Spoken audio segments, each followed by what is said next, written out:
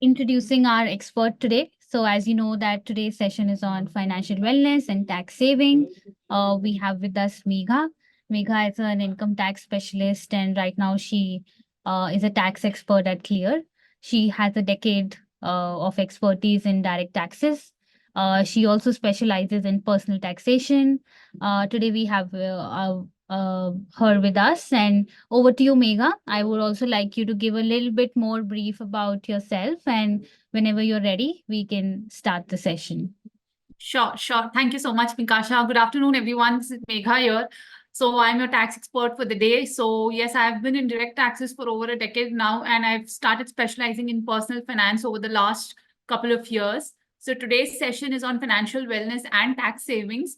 And I think this is an optimum time to discuss your financial wellness and tax savings from a twofold perspective. One, you get to plan for the year ahead, for the year which has begun from 1st April 2024. You can plan your tax investments or any other investments that might reap you tax benefits. And at the same time, we're also aware that, we are nearing the return filing deadline. So 31st July 2024 is the return filing deadline for the year gone by. That is the year starting 1st April 2023 and ending on 31st March 2024. So there may be people, or there may be instances wherein you have a deduction, but for some reason you are not able to submit it to your HR. Maybe you did not have documents in a timely manner, or maybe you just missed those investments or expenses on which you can claim your tax credit, or you can have some tax savings. So this session will help you understand those expenses so that if you have missed out anything for the previous financial year, you can go ahead and plan to claim that in your tax return. And at the same time, it will also help you to plan for the current year. What are the expenses you could look at, and what are the investment alternatives that you could look at, which will help you save more taxes. At the same time, during this session, we will also be discussing the new tax regime. What are the highlights of the new tax regime for the upcoming year, that is this financial year beginning 1st April 2024, and also for the filing season ending 31st July 2024. And also help you understand if the new regime is right for you. If you want to opt for the new regime, what are the considerations you need to keep in mind? And we also have a numerical example at the end of the session to help you better understand the comparison between the new tax regime and the old tax regime. However, please note that here I'd like to give a caveat. This is only from an educational perspective. Please do not consider this session as a personal advice, because again, as we know, taxation is unique to each and every individual. Even if we have two individuals at the same income level, their taxes might differ and their tax planning may be different depending on their needs and the circumstances they are in. So please do not construe this session as a personal advice. However, treat it as an informative session from which you can reap benefits and understand more about the world of taxes. And we also have a dedicated space today wherein we will be discussing the clear tax filing flow as we are approaching the filing deadline. And also our Form 16 and 26 AS have also been updated by now. So we can go ahead and begin our filings. So we will be taking you through the DIY journey at Clear, wherein if you want to file your returns by yourself, how you can utilize our platform to go ahead and do that. So Pinkasha, I think I'm done with the introduction. Let me know once we have enough audience members so Yes. that we can start the session. Sure. I think we're good to go. It's already 4:05, and Megha, we can begin. Yeah, sure. Thank you, Pinkasha. So Sure. as I've already said, the agenda for the day is as follows. Tax exemptions on HRA and LTA, because these are the most often used allowances that we have from our salary. Then tax benefits on a housing loan, investments under Section 80C, because Section 80C gives us the largest umbrella for deductions. Then we go on to discuss pension products beyond 80C, the new regime, tax slabs, and the comparison. So let us talk about house rent allowance. Now, as we know, house rent allowance is a part of all our salary package, is a part of our CTC. So our CTC is made up predominantly of basic salary, HRA, a few other perquisites, and special allowance. So when we get HRA from our employer, and if you are staying in a rented premise, then depending on the criteria given down by the Income Tax Act, we can claim a certain amount of exemption. That is to say, on that portion of HRA that we are receiving, we will not have to pay any taxes. So the Income Tax Act has laid down 3 guidelines. So the least of the 3 will be exempt as HRA. However, it is to be noted that HRA is allowed as an exemption only under the old tax regime. It is not applicable under the new tax regime. So the first criteria is either 40 or 50% of your basic salary. So if you're staying in any of the 4 metropolitan cities, that is Delhi, Mumbai, Kolkata, or Chennai, in that case, you can claim up to 50% of your basic salary. If you're staying anywhere else in India, you can claim up to 40% of your basic salary. Next, the actual amount of HRA. Lastly, we compare these two values with the actual rent paid minus 10% of your basic salary.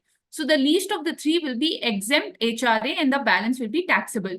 Let us take a numerical example to understand this.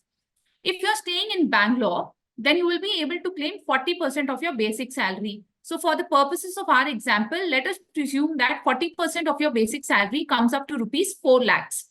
The actual amount of HRA that you're receiving is rupees 5 lakhs. Lastly, your actual rent paid minus 10% of your basic salary comes up to rupees 4 lakh 50,000. So we have three numbers here, 4 lakh, 5 lakh, and 4 lakh 50,000. 4 lakh being the least will be the exempt amount of HRA out of the total HRA of rupees 5 lakh that you're receiving. I hope I'm clear. Now let's move on to leave travel allowance. Leave travel allowance, like HRA, is allowed only under the old tax regime. And leave travel allowance gives you the flexibility to claim expenses or to claim an exemption towards your domestic travel expenditure. Please note that LTA is applicable only for your domestic travel expenditure. Now, domestic travel expenditure can be claimed not just for yourself, but also for your spouse, your children, and your wholly and mainly dependent parents or siblings. Please remember, only domestic travel expenditure is allowed. Any boarding or lodging expenses or any other expenses during the trip cannot be claimed. The condition with respect to LTA, the most important condition is that LTA is allowed twice in a block of 4 calendar years. Now, this block of 4 calendar years is predetermined by the IT Act itself. So the current block is from the year 2022 to 2025. However, if in a current block, you're not able to utilize this expenditure or this allowance, then you can carry it forward to the first financial year of the next block. So the next block is from 2026 to 2029. So if you have any unclaimed LTA in the current block, you can carry it forward and claim it in addition to the 2 LTA allowances of the next block. And you will be able to claim the unclaimed LTA in the first financial year. And please note that round trip expenditure only with respect to first class train or economy flight is allowed. Where the destination is not connected either by way of a train or an economy flight, in that case, we will go ahead and consider any recognized form of public transport for the purposes of computing this allowance. Now, let us take a look at the tax benefit on housing loan. So the Income Tax Act gives out various benefits if you have taken a housing loan. So currently, we will talk about the interest on housing loan. Only with respect to interest, what are the deductions that you have?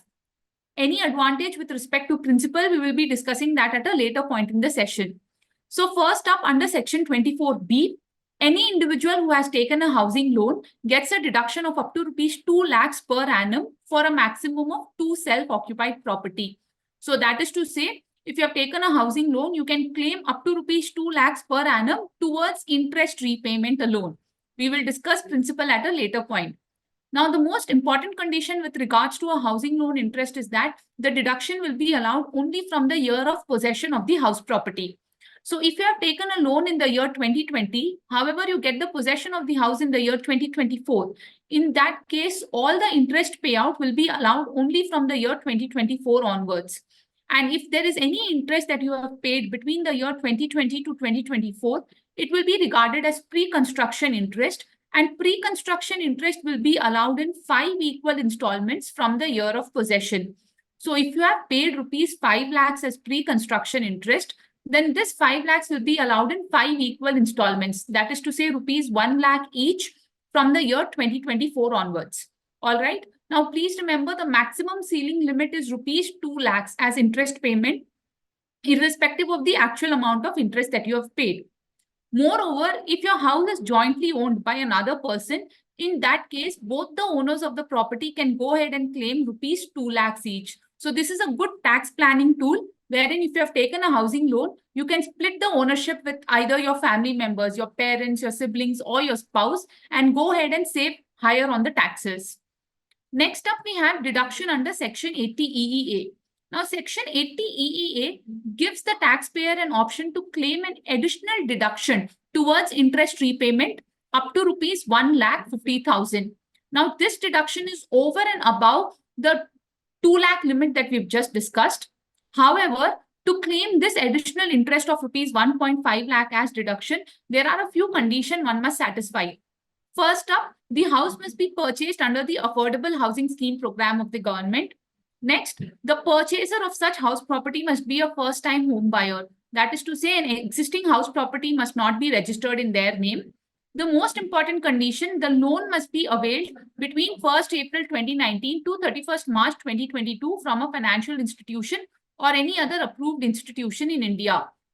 Lastly, the stamp duty value of the house property should be 45 lakh rupees or less.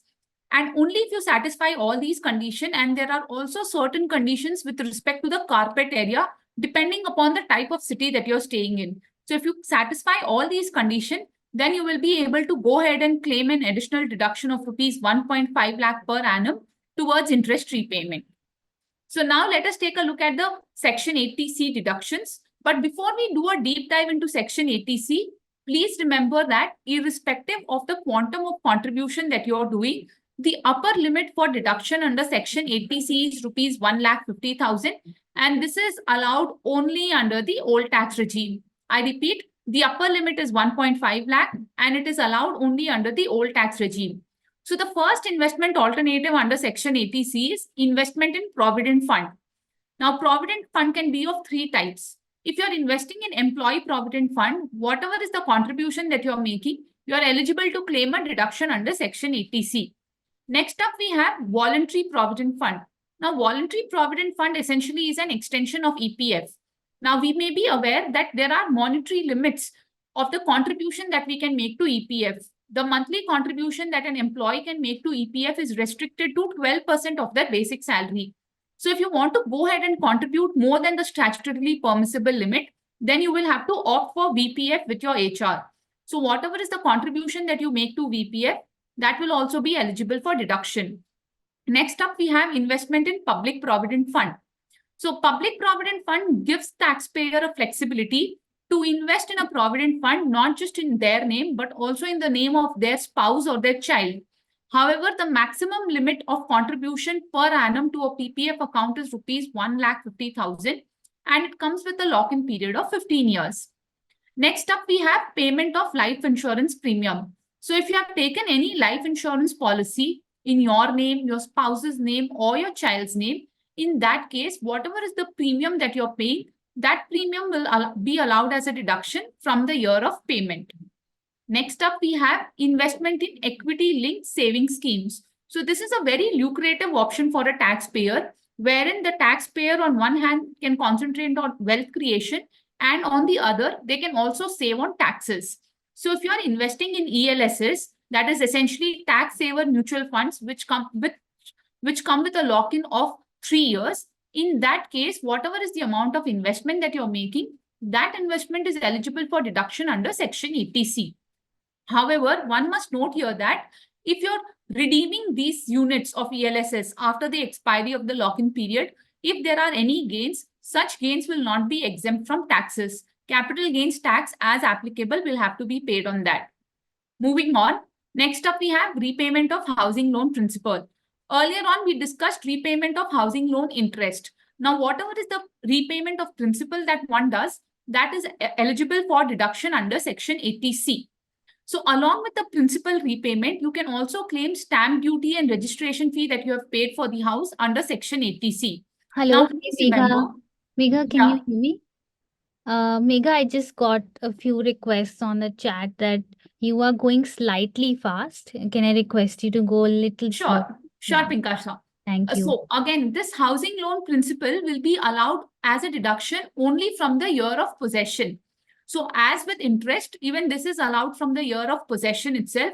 However, if you have paid any pre-construction principal, that is to say before getting the possession of the house, if you have paid any principal, that will not be eligible for deduction. Only pre-construction interest is allowed as a deduction from the year of possession onwards. Next up, we have investment in fixed deposits. So if you're making any investments in fixed deposits, then whatever is the amount of investment that you're making, that is also eligible for deduction under Section 80C. However, please note that whatever is the investments that you're making in FD, that has to come with a minimum lock-in period of 5 years. That is to say, if you are investing in FDs for any period less than 5 years, then you will not be eligible to claim a deduction under Section 80C. For 80C deduction towards FDs, 5-year lock-in condition is mandatory. And moreover, whatever is the year-on-year interest that you're getting on your FDs, that interest will have to be offered to tax as income from other sources. All right. Next up, we have payment of tuition fee. So if you have any child who is, going to a school, college, or university, and you have paid tuition fee for such school, college, or university, then you can claim a deduction under Section 80C towards such payment. Now, this deduction is restricted to a maximum of 2 children. And please remember, this fee payment must be only for a school, college, or university. If your child is going to any coaching center or any other tuition center, the tuition fee paid there is not allowed as a deduction.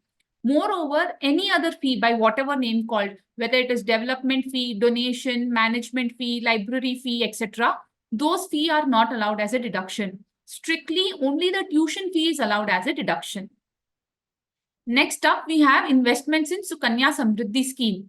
Now, Sukanya Samriddhi scheme again is a very lucrative option for investment under Section 80C because it serves twofold benefits. Benefit one is that the taxpayer can accumulate a corpus for their girl child.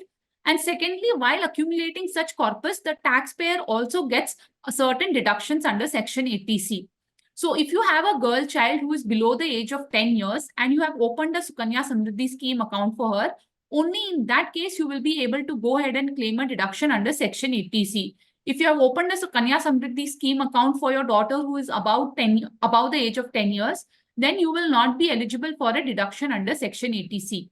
The minimum contribution per annum for the Sukanya Samriddhi scheme account is rupees 250 and the maximum contribution can be rupees 1,50,000 per annum. Now, what makes this scheme more lucrative is that it comes under the EEE category. That is to say, whatever is the investment that you're making, it is eligible for deduction under Section 80C. Then whatever is the year-on-year interest that you get on the investments that you're making, that will also be exempt. Lastly, whatever is the amount that you get at the time of maturity, the principal and the interest both, the entire amount also will be eligible for tax-free purposes.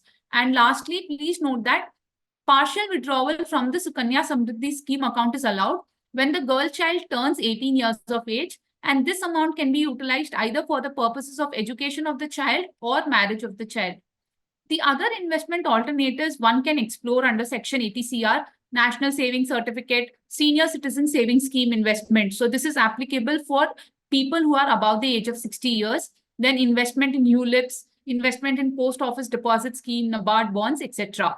So with this, we come to an end of Section 80C. And I repeat again, Section 80C is allowed only under the old tax regime, and the maximum amount of deduction one can claim is rupees 1,50,000. Now, I also see that there are a lot of hands raised and there are a lot of questions. So I would request the audience, please hold on to those questions. At the end of the session, we have a dedicated Q&A time of about 5 to 10 minutes. And there we will go ahead and attempt to answer all your questions. So now let us take a look at the pension products. So pension products, again, we have divided them into 3 distinct categories as per the Income Tax Act. First up is investment in any annuity plan of the LIC or any other insurer for pension from any approved fund. So this is covered under Section 80CCC, and the maximum contribution one can make here is rupees 1,50,000. So if you are investing rupees 1,50,000 in any annuity plan of the LIC or any other insurer, then you can claim up to rupees 1,50,000. Next up, we have investment in pension scheme of the central government under Section 80CCD. So Section 80CCD is also divided into 2 parts, Section 80CCD 1 and 2. So similar to your provident fund, wherein you are making a contribution and your employer makes a similar contribution, NPS also works somewhat similar. You make a contribution and your employer also makes a matching contribution. So your contribution is covered under Section 80CCD 1. So you can contribute a maximum of 10% of your basic salary subject to rupees 1,50,000. So your contribution is also eligible for deduction under CCD 1. However, the most important thing to be noted here is that the combined limit for deduction under Section 80C, CCC and CCD1 is rupees 1,50,000. I repeat again, the combined deduction limit for Section 80C, CCC and CCD1 is rupees 1,50,000. So irrespective of the contribution that you are making, deduction will be restricted to 1.5 lakh. Let us take an example to understand this better. Let us say that you have invested rupees 1,50,000 in employee provident fund. You have invested rupees 1,50,000 in annuity plan of LIC, and you have also invested rupees 1,50,000 in pension scheme of the central government under CCD1. So your total investment is rupees 4,50,000. However, the deduction will be restricted to rupees 1.5 lakhs only. I repeat, the deduction will be restricted to rupees 1.5 lakhs only. Next up, we have employer's contribution to pension under Section 80 CCD2. Now, whatever is the contribution that your employer is making, that is eligible for a separate deduction. Now, this deduction is allowed under both the regimes, the new tax regime and the old tax regime. The employer's contribution is also capped at 10% of your basic salary. Next up, we have additional contribution to pension under the pension scheme of central government under Section 80 CCD 1B. So Section 80 CCD 1B gives you the flexibility to invest an additional amount of rupees 50,000 per annum under the pension scheme program of the government. Now, please remember, this 50,000 limit is over and above the investment limit under Section 80 CCD 1. And for this 50,000, you will also get additional deduction. All right. So continuing with the previous example wherein you had invested 4,50,000 together in Section 80C, CCC and CCD1, let us now add investment of rupees 50,000 under Section 80 CCD1B. So now your total contribution is rupees 4,50,000 plus 50,000, rupees 5 lakh. However, the deduction now will be restricted to rupees 2 lakhs only. Rupees 1,50,000 towards the combined deduction and additional of rupees 50,000 towards additional contribution to pension. So with this, we come to an end of Section 80C and pension products. Now we will look beyond 80C.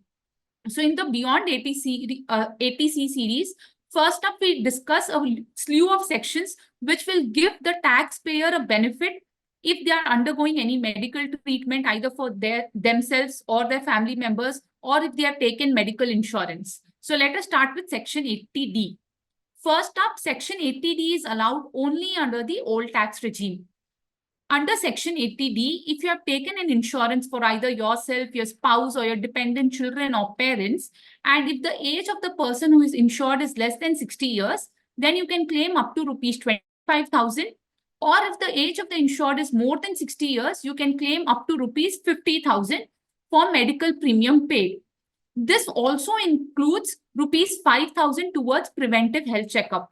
Now, please note that to claim a deduction towards the premium paid, all your contribution must be in a mode other than cash. That is to say, you should pay via an online medium. However, preventive health checkup can be paid in cash as well. Next up, Section 80D also makes a provision to claim up to rupees 50,000 as medical expenditure.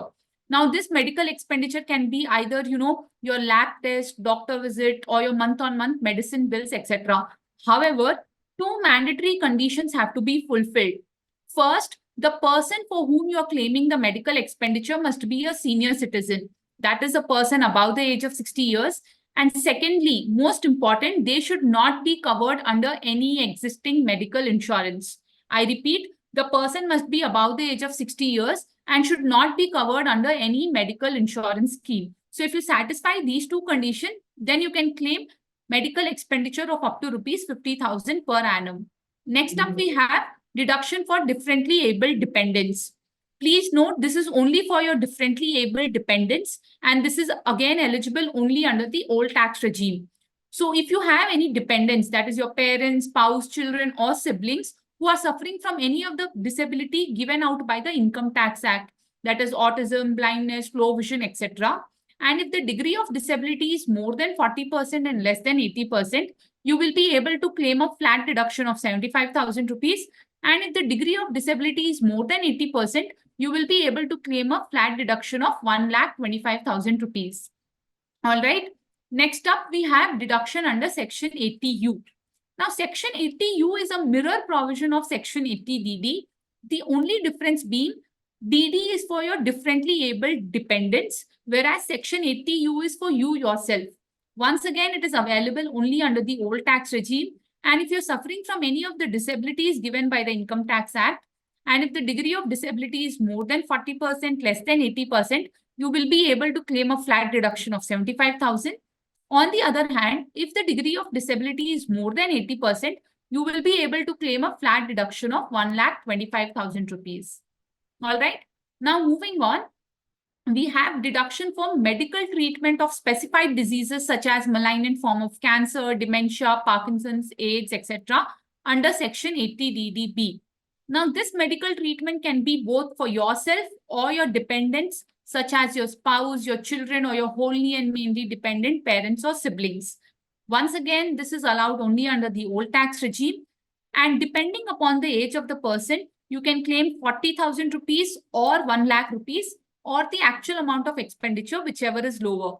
So if the age of the person is less than 60 years, you will be able to claim 40,000 or the actual expenditure, whichever is less. If the age of the person is more than 60 years, you will be able to claim 1 lakh rupees or the actual amount of expenditure, whichever is less. Now, please note that to claim a deduction under this section, it is mandatory you get a prescription from a specialized doctor. So depending upon the disease, the specialist can either be a neurologist, oncologist, etc. And secondly, if you're receiving any amount from your employer or your insurance company, you will first have to deduct that amount. After deducting the amount, if there is any unclaimed expenditure, only for that expenditure, you can go ahead and claim deduction under DDB. I hope I'm clear. Moving on. Next up, we have interest on education loan. So if you have taken any education loan from any financial institution or any other approved charitable institution, then whatever is the interest that you're paying, that will be allowed as a deduction for a period of 8 years. Please note that deduction under Section 80E is restricted to 8 years only, and it is available only under the old tax regime. Now, this loan must be taken for higher education of either yourself, your spouse, your children, or any other person to whom you are the legal guardian. So for these people, if you have taken a higher education loan, interest payout is allowed. Please remember, if you have taken any loan from your friends or your family, then the interest payout for education purposes is not covered under Section 80E. Next up, we have deduction under Section 80EB for purchase of electric vehicle. So if you have taken a loan between 1st April 2019 to 31st March 2023 from a financial institution for purchase of an electric vehicle, then you can claim a deduction of up to rupees 1,50,000 per annum till the date of repayment of loan. Once again, this is allowed only under the old tax regime. Next up, we have deduction under Section 80G towards donations paid. This is also allowed only under the old tax regime. Now, depending upon the nature of donee, you can claim a deduction of either 50% or 100% of the total amount of donation made. However, please remember, if you're making any cash donation, the deduction will be restricted to rupees 2,000.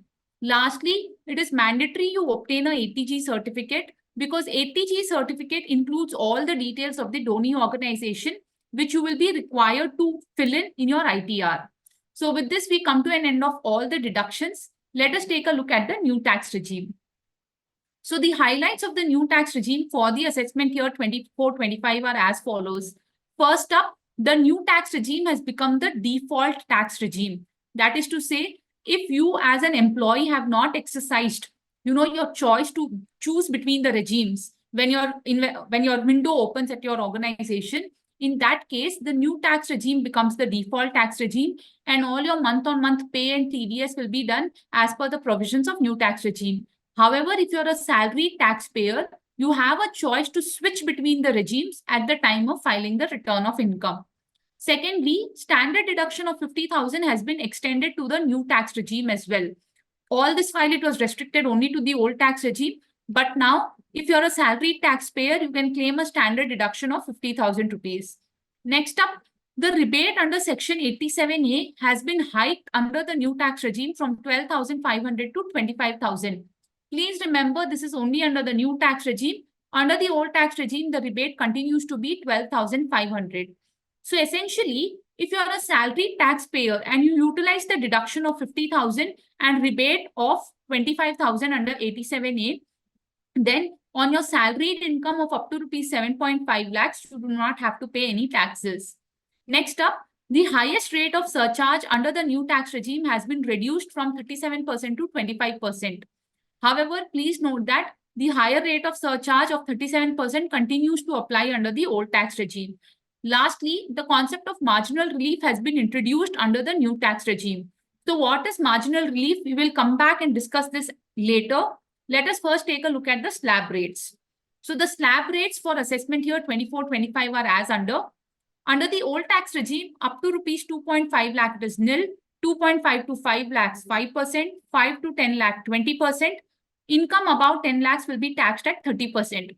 The applicable surcharge rates are 10, 15, 25, and 37%. And you will also have cess at the rate of 4%. Under the new tax regime, income up to 3 lakhs is not taxable, 3 to 6 lakh 5%, 6 to 9 lakh 10%, 9 to 12 lakh 15%, 12 to 15 lakh 20%, and income above 15 lakhs will be taxed at the rate of 30%.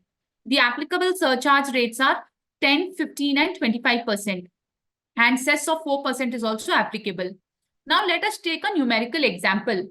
If you remember, in the previous slide, I told you, if you're a salaried taxpayer with income up to 7.5 lakhs, you will not have to pay taxes under the new tax regime. Let us understand how.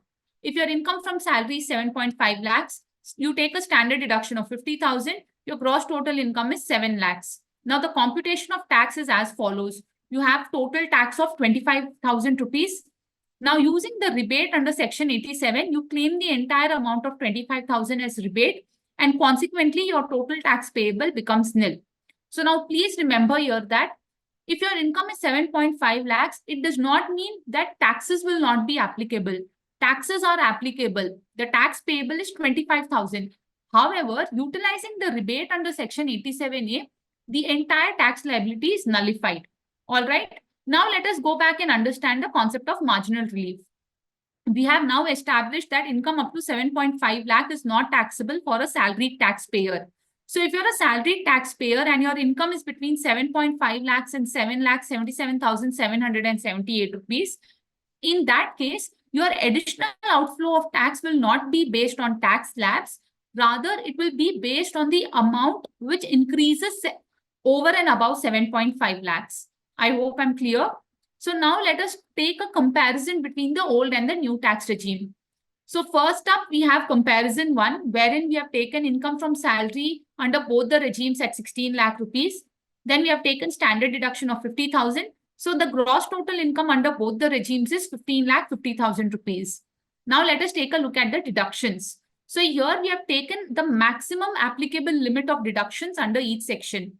So housing loan repayment, we have taken at rupees 2 lakh, ATC at 1.5 lakh, ATD, which is your medical premium payment, rupees 50,000, CCD 1B, which is additional contribution to pension, rupees 50,000 under the old regime. Lastly, we have taken section 80 CCD 2, that is employer's contribution to NPS, which is eligible for deduction under both the regimes at rupees 50,000. So now the total taxable income under the old regime is 10.5 lakh and under the new regime, it is 15 lakh rupees. So now the taxes are as follows. The total tax payable under the old regime, including cess, is 1,32,600. Whereas under the new regime, it is rupees 1,56,000. Now, before we analyze this example, let us take a look at comparison 2. In comparison 2 also, we have taken income from salary under both the regimes at rupees 16 lakhs. Then we have a standard deduction of 50,000 rupees. So now the gross total income is 15 lakh 50,000. Here, what we have done differently is we have only taken those deductions which are available both under the old and the new tax regime. So we know that employer's contribution to pension is available both under the old tax regime and the new tax regime.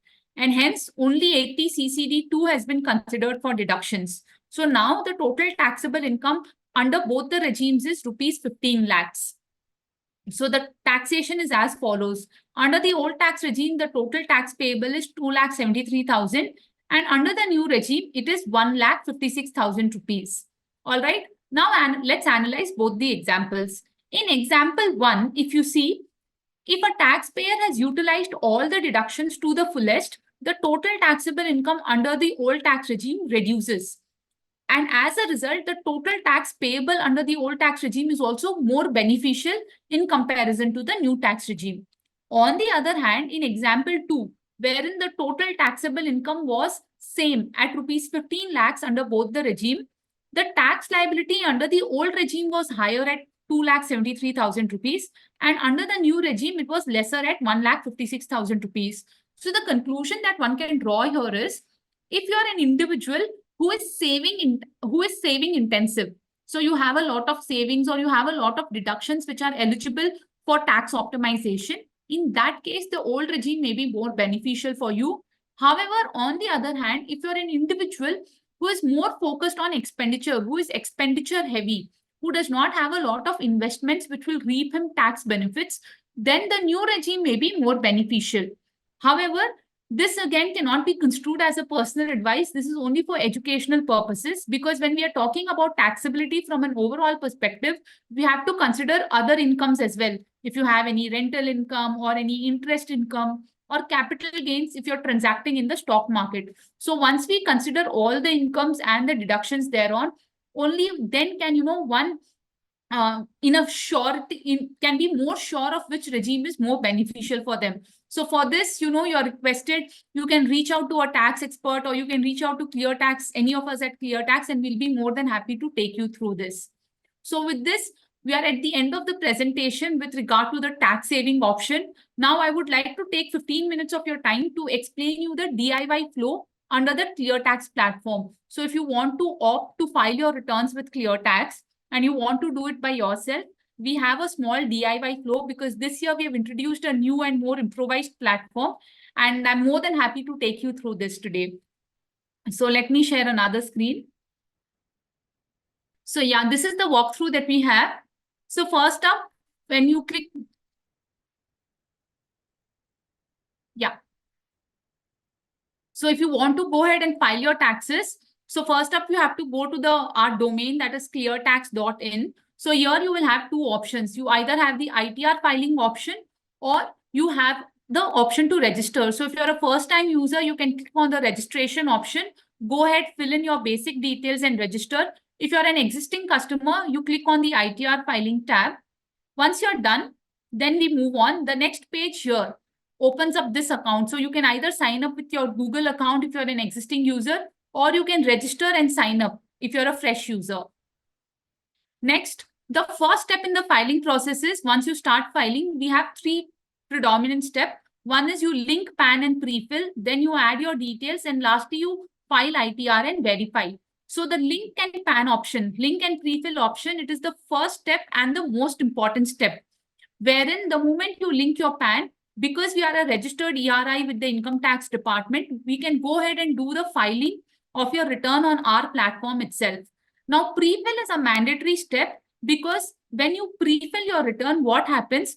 All the details registered with the income tax department against your PAN are automatically pre-filled. For example, your interest income from bank accounts or your dividend income or your salary income also, for that matter, gets automatically pre-filled, and you will not have to manually enter those details.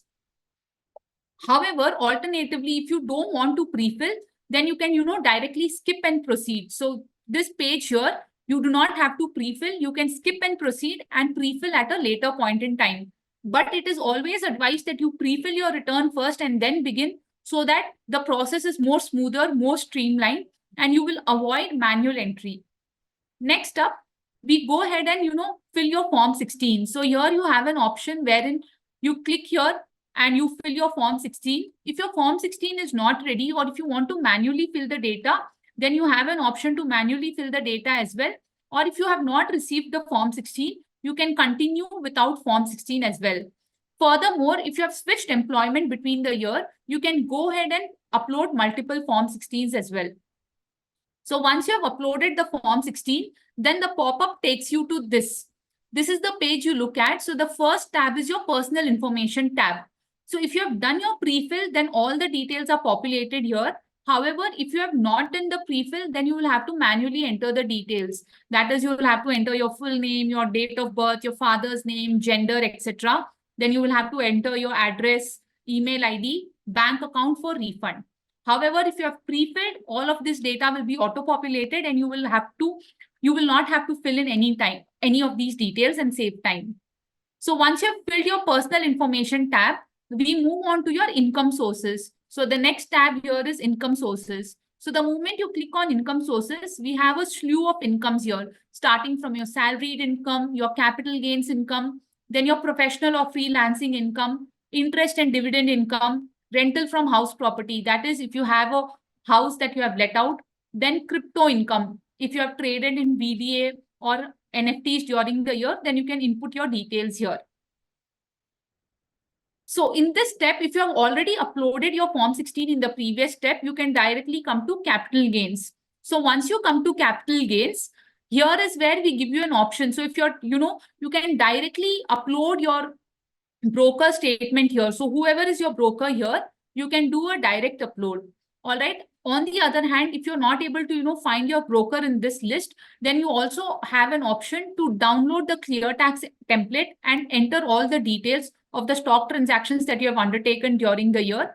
And then you can upload the file. Or lastly, you also have an option to manually enter all the details. So once you have added all your capital gains income, then you click on the go to next button. And at any point in time, if you're in two minds or you have any doubt with respect to taxability of your capital gains, or you want to know an expert's opinion, then we always have a tab here wherein you can click on this tab and you can reach out to an expert and connect with an expert to understand more. Next up, under the capital gains section itself, we have various other declarations. So if you have sold any other asset apart from your stocks, for example, if you have sold your land or building, or if you're getting ESOPs from your organization, or you're getting RSUs from your organization and you have sold them, or you trade on the foreign market, that is, you have an account in the US stock exchange. So all those details can be entered here in the appropriate tabs. Once you have entered all the details, then you move on to the next tab. Here is where you enter your interest and dividend income. So your interest income from all your bank accounts, your FDs, etc. Then your dividend income, your agricultural income, all the income details have to be entered here. Then in the exempt income column, if you have received any interest on your PPF account or your PF account, all those details have to be entered here. Now, please remember, if you have pre-filled your return in the first step, in that case, you will not have to fill the interest income and the dividend income because that will be auto-populated from your IT portal details. So once this is done, you click on go to next. This will take you to the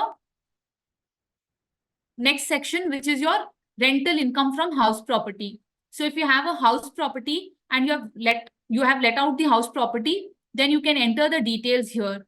On the other hand, if it is a self-occupied property, but you have taken a housing loan and you're repaying the interest, in that case, you have an option to claim the interest as a deduction that we had earlier discussed. So you can claim up to rupees 2 lakhs as interest. So if you want to go ahead and claim that 2 lakhs as deduction, then you click here on the add entry tab. Then you have to fill in all details. Now, please remember, whenever we are talking about self-occupied properties or properties given on rent, you will have to enter the address of the property. You will have to enter the details of the owners. So if it is a co-owned property, you'll have to give out details of both the owners. And if it is a rented out property, then you will also have to give the details of the tenant. Now, this is a mandatory requirement by the income tax department itself. ClearTax is not asking any of this additional data. And in addition to that, if your property is let out, whatever are the municipal taxes that you have paid, you can go ahead and enter those details as well, and you will be able to claim a deduction on that. Lastly, if you have entered into any cryptocurrency transactions, you can enter the details of the cryptocurrency transaction in this tab. Then once you click on go to next, the next page is your tax saving page. So under your tax saving page is where you enter all the details of the deduction. So whatever we discussed in the session, starting from section 80C to section 80U, which is when you yourself are suffering from any disability, you enter all the details here. So we have a list of deductions, the popular deductions, which is your section 80C and 80D, then more deductions, then any other deductions under any provisions of the act. If you're making those deductions, you can go ahead and claim them here. Lastly, under this tab itself, there is also an option wherein your taxes paid, that is your TDS and TCS, if any, are updated. So again, if you have done a pre-fill, the details will automatically appear. However, if you have not done a pre-fill, you will have to update this data manually. Alternatively, you can download your 26AS and you can upload the PDF file of 26AS here. So once all of this is done, then lastly, we come to the tax summary tab. So under the tax summary tab, it will have all your details. For example, if you can see here on my screen, it has details of your, basic details, then your total income, your income from salary, your income from other sources, then whatever are the total deduction. So in this case, no deductions were claimed, so the deduction is 0. Then whatever is your total tax liability. Also, in this page, you have an option to compare between the regimes. So the comparison here is done. So if you click here, a page will open up wherein you can see your computation of taxes under the old regime and the new regime both. And whatever is the optimal regime, that is automatically picked up by our software. However, if you want to make any alterations and changes, you can go ahead and make them and choose between the regimes. And at any point in time, if you have a doubt with respect to your tax summary, because sometimes there may be a payment of tax, you may have a tax due. If you're not able to understand the reason for the tax due, you can always connect with an expert. You can click on this option and reach out to an expert. Now, lastly, if you decide that no, the tax liability computed is correct and you want to go ahead and make the payment, then once you click on the pay due option, here is where the pop-up comes up, wherein you have to go ahead and pay the taxes and file your return of income. Now, before this step, you will be redirected to pre-fill, because this is the mandatory step that you have to do before filing your return of income. So if you have not done pre-fill before, now is where you will have to mandatorily do the pre-fill and then go ahead and file your taxes. Now, please remember that the Income Tax Act gives a taxpayer a flexibility. If there is a tax due and if you still want to go ahead and file your return, you can go ahead and file your return and pay the due taxes within 15 days of the filing of return. However, if you miss out the deadline of 15 days, then you will have to pay additional penalty. So once you're done with that, once you click on start filing and you will get an OTP for pre-fill. Once you're done with that, in the final step is where you will have to pay our platform fee. So if you're satisfied with all the computation which is done, and if you're satisfied with the software, then you go ahead and first make the ClearTax platform filing fee. And once you have made the fee payment, then you can go ahead and fill this self-declaration form. And lastly, you file your return of income. Now, please remember, as soon as you have filed your return of income, e-verification of the return has to be done. This is again a mandatory step by the IT department, and e-verification typically has to be done within 30 days of filing the return of income. However, it is advised that you go ahead and immediately e-verify your return of income. You can e-verify your return of income through an Aadhaar-based OTP, or there are alternate methods also. You can use your net banking or your registered mobile number, password, etc. So once you're done with the e-verification, that is when your filing journey is over. So once your e-verification is done, you will get a pop-up which says that e-verification successful. That is when your ITR is 100% filed. Now, please remember, if you don't e-verify your returns within 30 days, then whatever is the return that you have filed, it becomes an invalid return. That is to say, it is as good as you have not filed a return of income. So please be very careful to not forget to e-verify your return of income. So thank you so much. Now I open the floor for Q&A. So I open the chat box. So let me go ahead and, read out the questions. So Megha, there are two. One is called the chat button, one is called the Q&A, and Yeah. we can go one by one. We can start with the one. I think we can start with Q&A. Q&A right. has more questions. Sure, Pinkasha. So I will go to Q&A.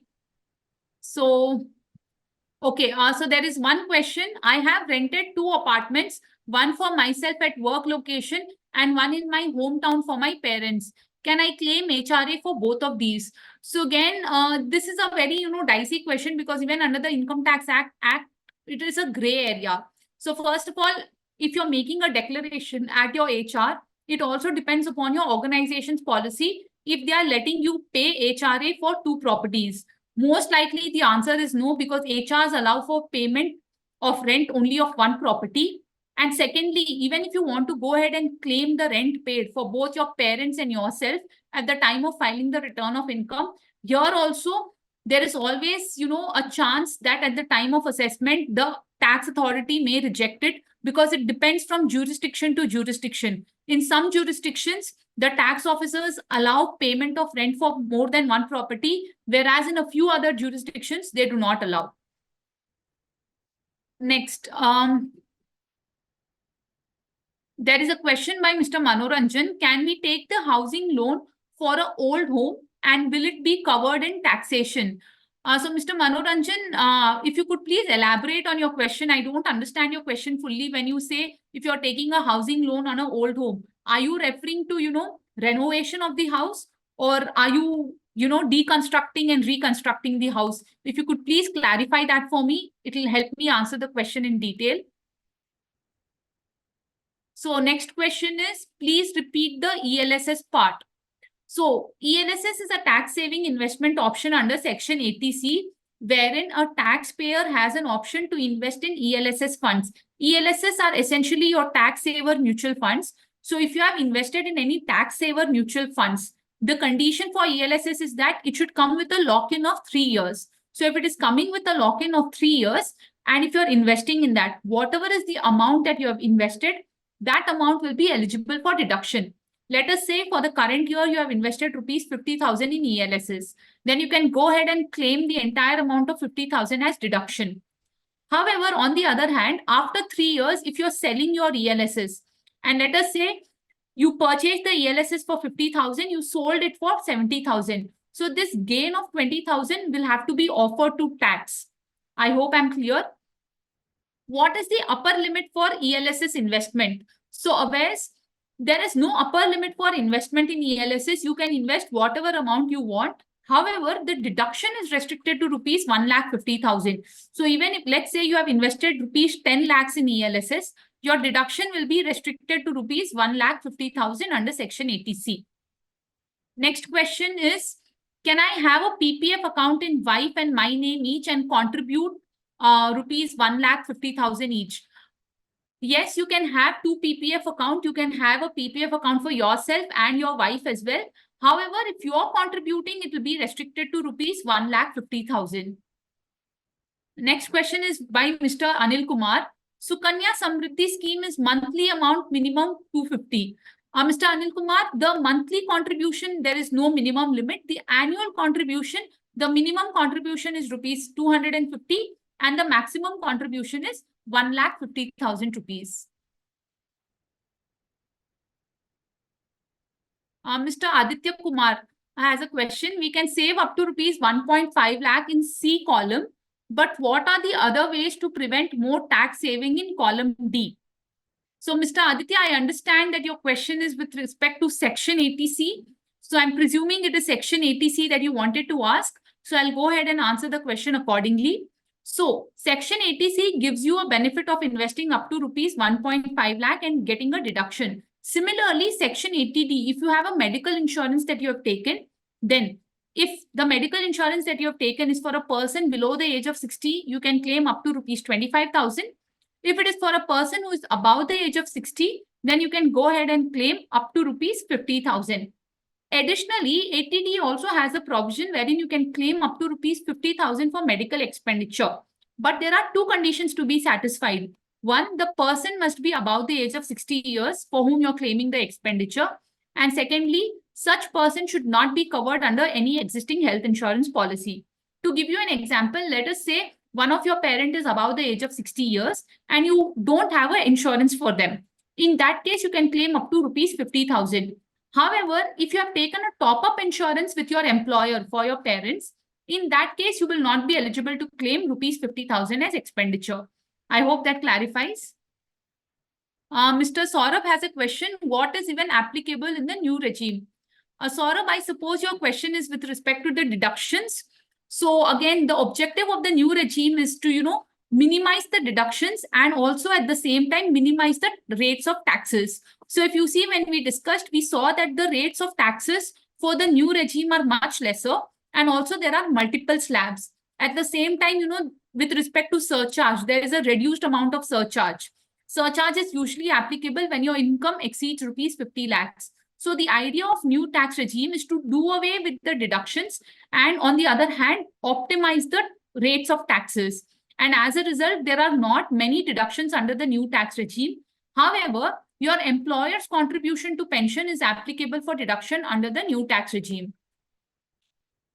We can take Section 87 rebate during ITR. Yes, you can take the rebate of Section 87A at the time of filing the ITR.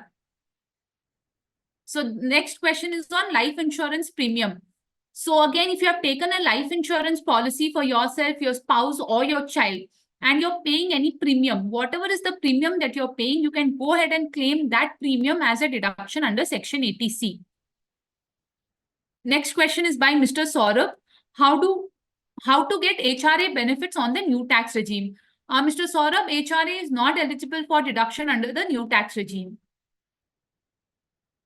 Next question is, what is the benefit of doing this via ClearTax versus directly doing it on the ITR website? So this question, to answer this, when you're filing it through the ClearTax, one is, the flow is very easy. What we have seen historically is people often tend to get confused when they are directly filing on the IT website. And secondly, when you're filing it through ClearTax, most of the work is done by our software itself. You will not have to additionally enter any manual data. So here, it is a more simplified process of going ahead and filing your return of income. And also with ClearTax, you always have the option or the flexibility. If at any point you're confused with respect to the provisions or with respect to the taxability, you can immediately connect with an expert and take it forward from there. All right, next question is by another user. Can I get both deductions, HRA and housing loan interest plus principal? This is a very good question. Thank you so much for the question. So let me, take a minute to explain this. First up, if you're going strictly, by the word of the law, HRA and housing loan interest cannot be claimed together. However, there are certain exceptions to it. Exception number one is, if for part of the year you have stayed in a rented premise and for the remainder of the year you have moved to your house property. In that case, you can claim HRA and housing loan interest payment proportionately. The second condition is that if you are in a city A, let us say you're staying in Delhi and you have taken a house property loan there. However, for the purposes of your employment, you have moved to Bangalore. In this case, you can go ahead and claim HRA for the house rented in Bangalore, and you can go ahead and claim housing loan interest for the house in Delhi. I hope that clarifies. Our next question is, after using new tax regime for 1 month, that is April, is it possible to change to old tax regime from May onwards? I have done this switch after a month. What is the consequence of doing the same? So this question has two parts. So I will also answer the question in two parts. One, with regards to shifting between the regimes during the financial year. So this is something, you will have to connect with your HR and understand, because when we make tax declaration, there is a small window open. Usually it is only in the month of April.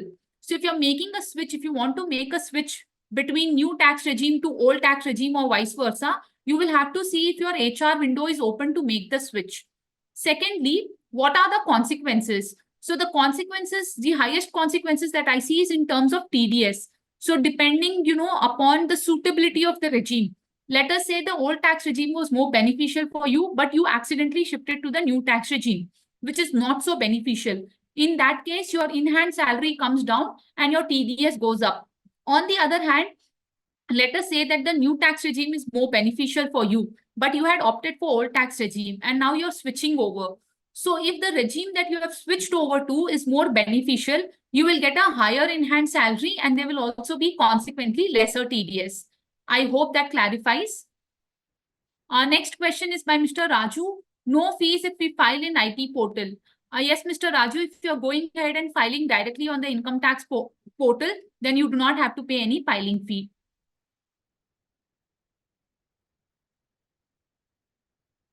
Our next question is, under Sukanya Samriddhi scheme, is the guardian only able to take advantage of tax rebate, or any parent who has paid to the account is eligible? Yes, either of the parent. If the mother is paying, she can go ahead and claim the deduction, or if the father is paying, the father can go ahead and claim the deduction.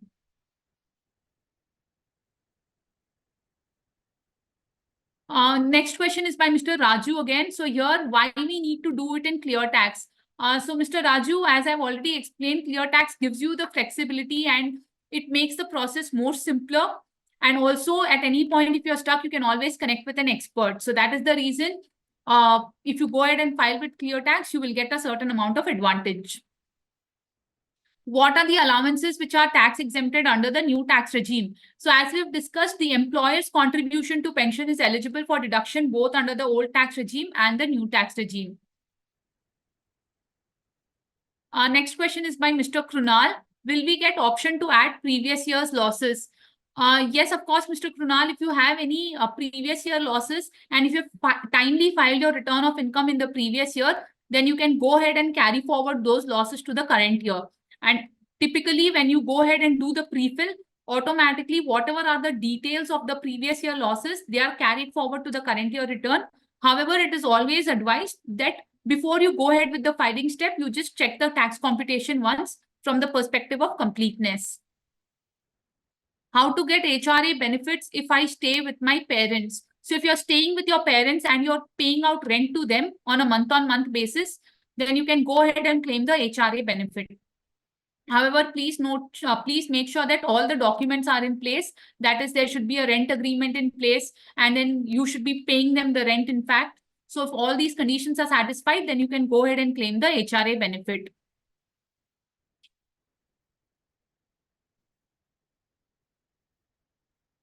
So LIC maturity amount, gratuity amount, and EL claim comes under taxable. Please suggest.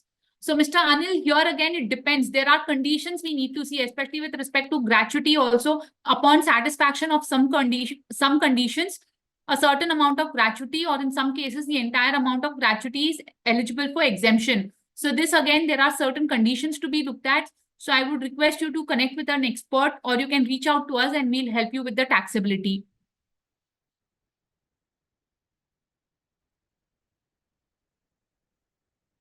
Next question is, at my current organization, I don't have any PF account, but I had it earlier. Additionally, there were no regime given to us to choose or fill any tax form, but they do deduct taxes. What should be done? Please suggest.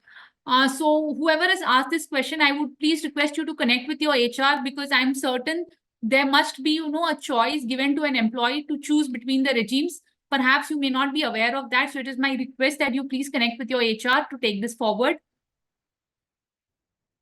So if we have LTCG less than 1 lakh, we can claim it as tax-free on your ClearTax portal. What are the charges if we connect with your expert? Yes, Mr. Krunal, if your LTCG is less than rupees 1 lakh, then it is automatically tax-free. You will not have to enter. The software itself will go ahead and, not consider this for the purposes of taxation. With respect to the charges, if we connect with the experts, there are several plans that we have. I can perhaps leave a link of our plans here, and you can go ahead and take a look at the plans and the charges associated therewith. Next question is, if I purchased any land, is it comes under tax exemption? So if you're purchasing on any land, then I'm sorry to say there is no associated tax exemptions.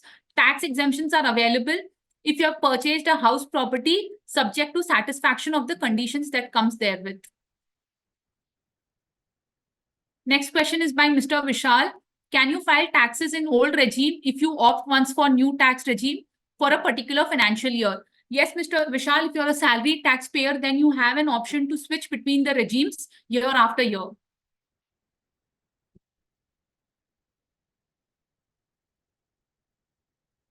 Next question. For the last financial year, while providing investments I have made, my company CA said that in ATD, there is restriction for insurance and medical expenditure. Only either one of the investments is considered. Yes, as I already explained, to claim medical expenditure of 50,000, there are two conditions to be satisfied. There should not be any medical insurance and the person should be above the age of 60 years. So if these two conditions are satisfied, only then you claim medical expenditure. However, if the person is covered under insurance, then you cannot claim 50,000. You can only claim premium paid.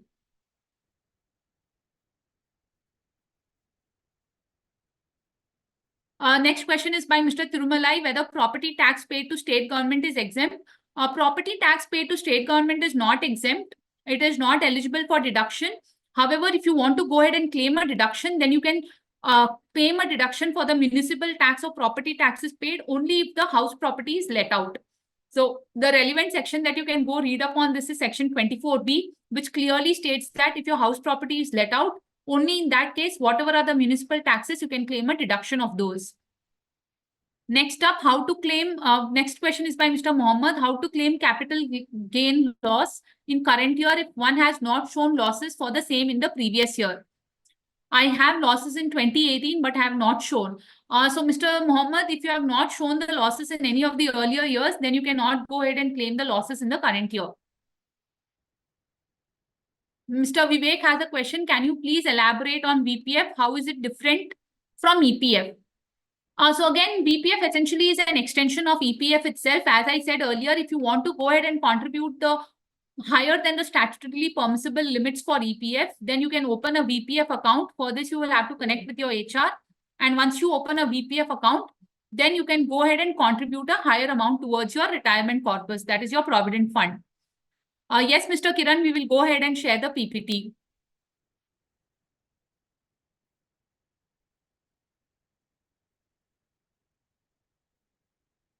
So Mr. Alok Datta, your question is, what about consultants on a yearly contract who aren't on payroll? If the income is 12 lakhs and gets 10K, gets pre-deducted every month, have been working since last 8 months, kindly share the taxation process and benefits.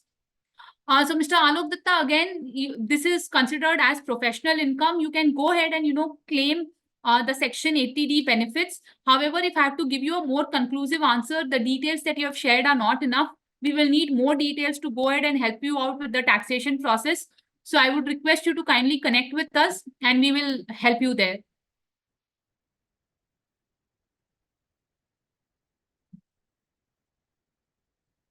The next question is, what if I'm taking loan to extend my home with liquid fund?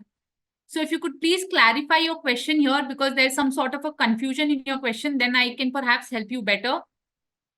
Next question is by Mr. Varun. Is a house on lease eligible for HRA exemption? So again, here, Mr. Varun, I will need a few more details, but yes, you can go ahead and, go ahead and claim the HRA exemption. Can you please explain more on Section 87A? Section 87A predominantly gives you a rebate. And if you're under the new tax regime, you can go ahead and claim a rebate of up to 25,000. Under the old tax regime, it is restricted to 12,500. Next question is by Mr. Venkatesh, which are called as annuity plans applicable in ATC. Mr. Venkatesh, if you could please clarify your questions.